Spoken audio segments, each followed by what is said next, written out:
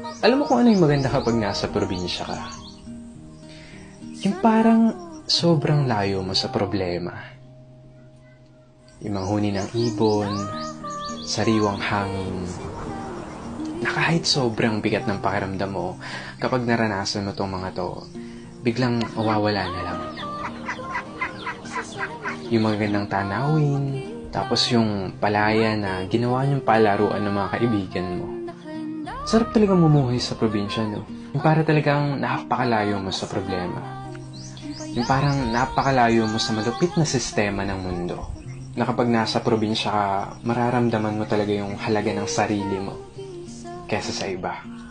At mapapasabi ka na lang na there's no place like home or like probinsya. At ikaw na nanonood nito ngayon, masaya ako at naparamdam ko sa'yo ang pamumuhay sa isang probinsya.